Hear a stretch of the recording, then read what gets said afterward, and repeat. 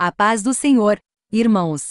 Neste vídeo vamos ler a 7ª catequese proferida na audiência geral pelo Papa João Paulo II sobre a sacralidade do matrimônio e da família, em que medita o estranhamento do homem ao tomar conhecimento da realidade da morte.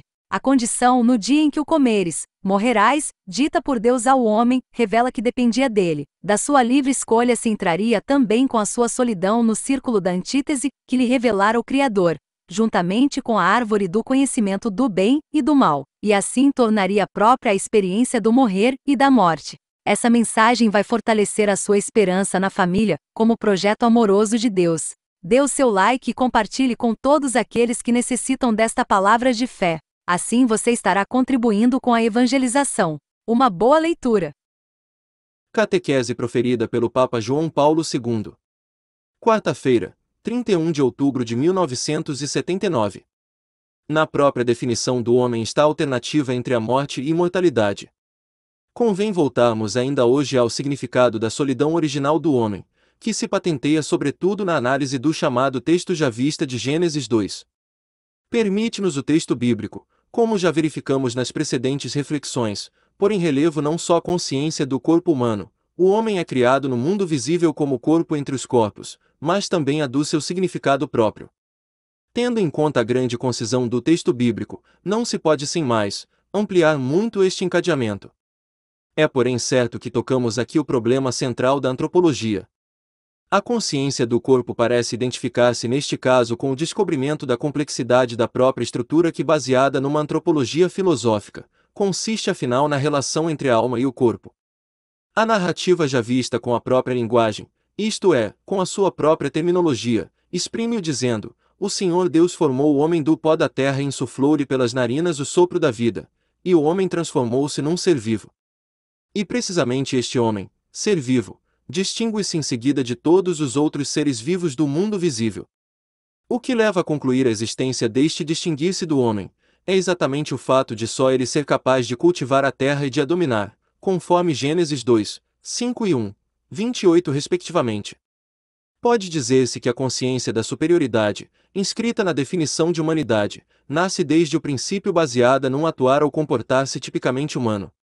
Esta consciência traz consigo especial percepção do significado do corpo em si, percepção que resulta de tocar ao homem cultivar a terra e dominá-la. Tudo isto seria impossível sem uma intuição tipicamente humana do significado do corpo em si. Parece, pois, necessário falar antes de tudo deste aspecto, deixando para depois o problema da complexidade antropológica em sentido metafísico.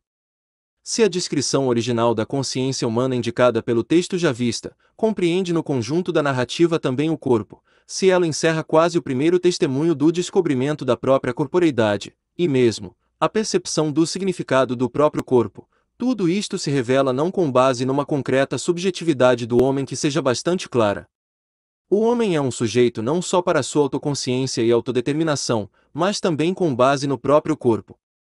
A estrutura deste corpo é tal que lhe permite ser o autor de uma atividade verdadeiramente humana. Nesta atividade o corpo exprime a pessoa. Ele é, portanto, em toda a sua materialidade, formou o homem do pó da terra, quase penetrável e transparente, de maneira que evidencia quem é o homem, e quem deveria ser graças à estrutura da sua consciência e da sua autodeterminação.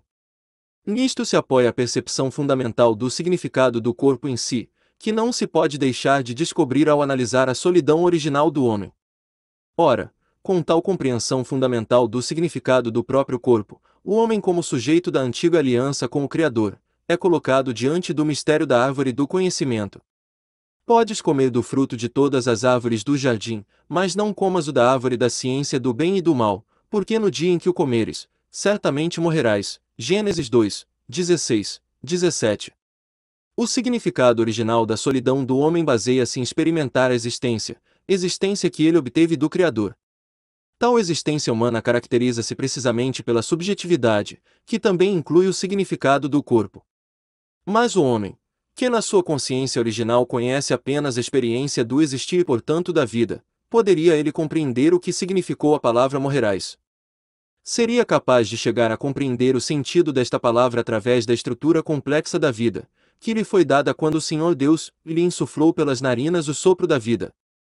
É necessário admitir que esta palavra, completamente nova, apareceu no horizonte da consciência do homem antes que ele lhe tivesse nunca experimentado a realidade, e que ao mesmo tempo esta palavra apareceu diante dele como radical antítese de tudo aquilo de que o homem fora dotado.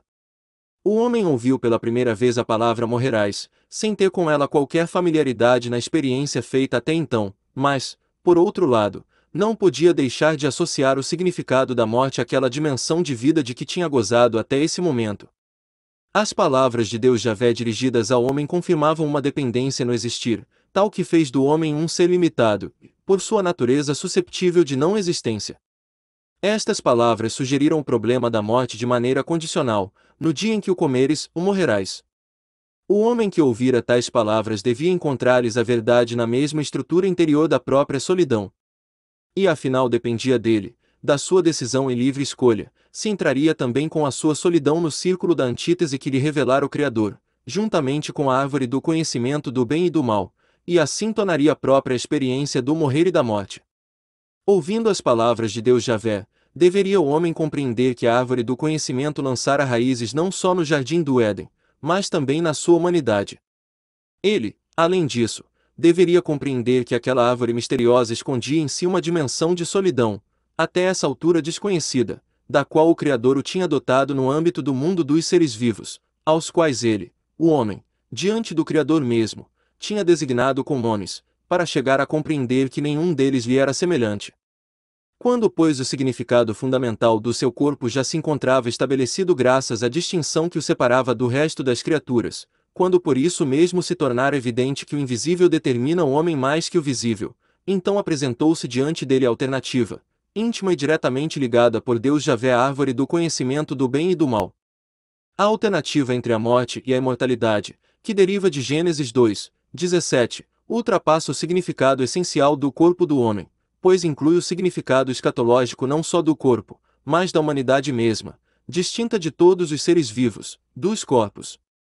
Esta alternativa refere-se contudo de modo particularíssimo ao corpo criado do pó da terra. Para não prolongar mais esta análise, limitamo-nos a verificar que a alternativa entre a morte e a imortalidade entra, desde o princípio, na definição do homem e que pertence desde o princípio ao significado da sua solidão diante do próprio Deus. Este significado de solidão, impregnado pela alternativa entre morte e imortalidade, tem ainda um significado fundamental para toda a teologia do corpo. Com esta verificação concluímos por agora as nossas reflexões sobre o significado da solidão original do homem. Tal verificação, que deriva de modo claro e impressionante dos textos do livro do Gênesis, leva também a refletir tanto sobre os textos como sobre o homem, que tem provavelmente consciência demasiado débil da verdade que lhe diz respeito e se encontra já expressa nos primeiros capítulos da Bíblia. A antropologia bíblica distingue no homem não tanto o corpo e a alma quanto o corpo e vida. O autor bíblico apresenta aqui a entrega do dom da vida mediante o sopro, que não deixa de ser propriedade de Deus. Quando Deus o tira, o homem volta ao pó do qual foi feito, conforme Jó 34, 14, 15, Salmo 104, 29 e seguintes.